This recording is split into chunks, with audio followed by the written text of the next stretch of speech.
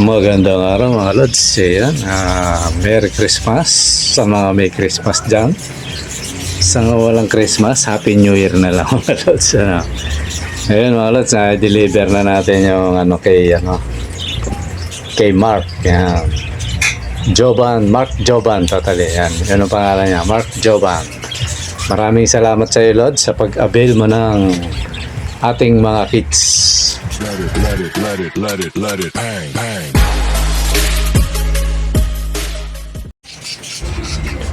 Magandang araw mga Lods. Ayan, dito na naman tayo sa ating ipunan. Ayan, na-deliver na natin yung kinuha sa atin ni Mark Joban. Yan, taga-Angono siya mga Lods. Shout out sa iyo Lods. Maraming salamat sa pagkuha mo ng kits. Tapos dinagdagan mo pa yung bayad, tapos may pinadala ka pa dun sa rider. Maraming salamat Lods. Kaya yun, medyo dinagdagan ko rin ng isang pares. Yan.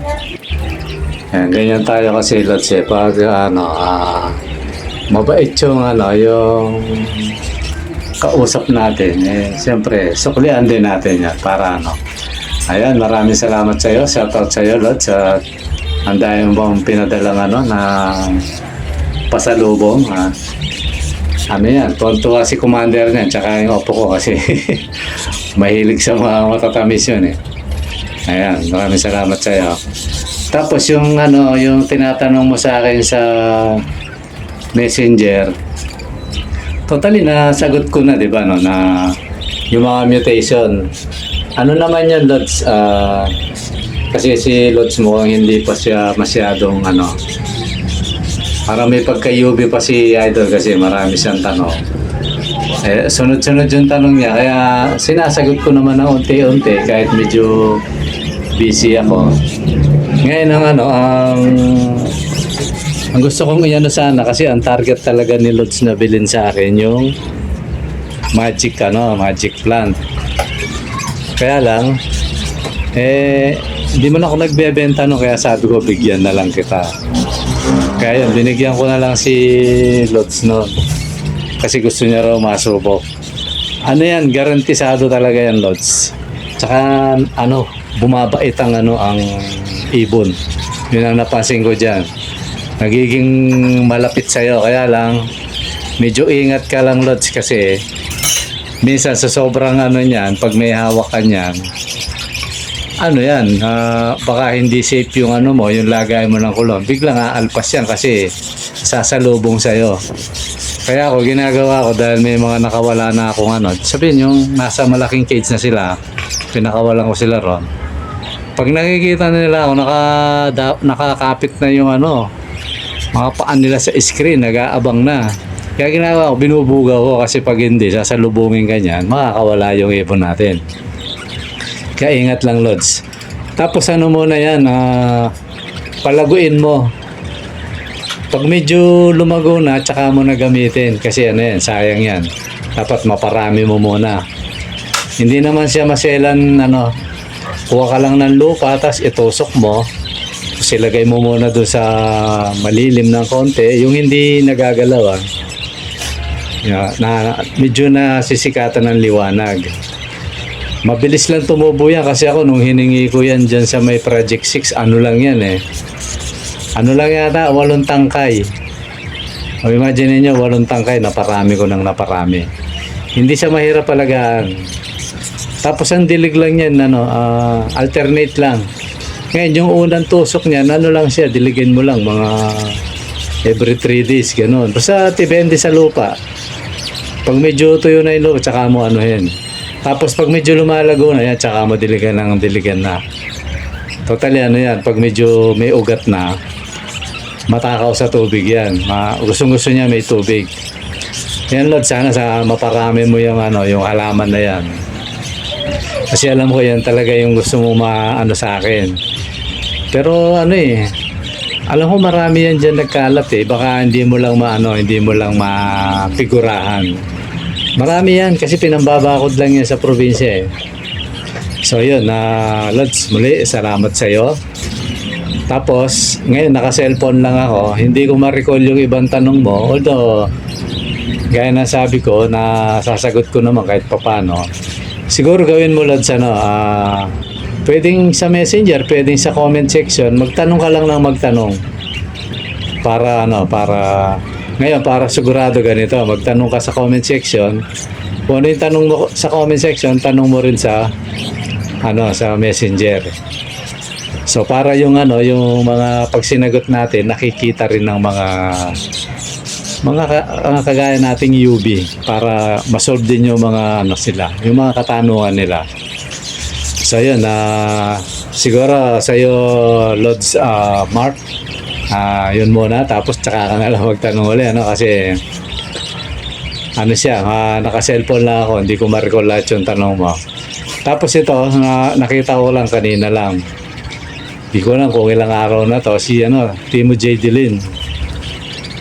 Tama ba ako? Shoutout ka na ng Lods, comment ka na lang kung ikaw nga. Bakit daw yung yung inakay, hindi ko lang kung 3 ba yung inakay o 4. More or less ganun, Tapos, bakit yung isa lang ang ginugurgur nung ibig sabihin sinasaktan o kinakalbo, ganun. Bakit yung dalawa o yung iba hindi? So ganito yan Lods. Kasi yan ang mga kids. Minsan pagkak yung tapos kumbaga magandang lalaki, di ba sa kumbaga sa tao. Iniisip nung kak kasi magiging kaagaw niya yan. Kaya niya yan, naawayan niya, minsan napapatay pa nga yan eh. Minsan naman, pag yung yung nananakit yung hen, kasi madalas hen yan eh. So ibig sabihin, babae naman yun. Kaya kinasaktan niya. Ganun yun. Minsan, akala lang nila na kaagaw, kahit minsan hindi naman kak o hindi naman hen. Sasaktan niya kasi ang laging iniisip niyan, magiging kaagaw niya paglaki niya yan. Lalo na pag sa tingin nila kasi ang ibon mga Lods, marunong din tumingin ng maganda yan. Baka akala nyo. Ba't ko nasabi yan? Naobserbahan ko kasi yan eh. Kaya kita mo minsan parang ang hirap nilang pagparisin. Ito baka yung mga medyo matagal na napansin nila yun. Bakit ito ang hirap pagparisin? Pero pag naman may binigay kang iba, ang bilis nilang magparis. So ibig sabihin, hindi niya korsonada yun. Ganun yun. Kasi ako ilang beses na yan. Ilang beses nang ganyan na ang ganda pa naman, pag pinares ko ayaw. Minsan inabot ako ng 5 buwan eh. Sinatsaga ako siya dahil gusto ko makapagpabuga nun. Wala talaga. Hanggang sa kinakalas ko na lang.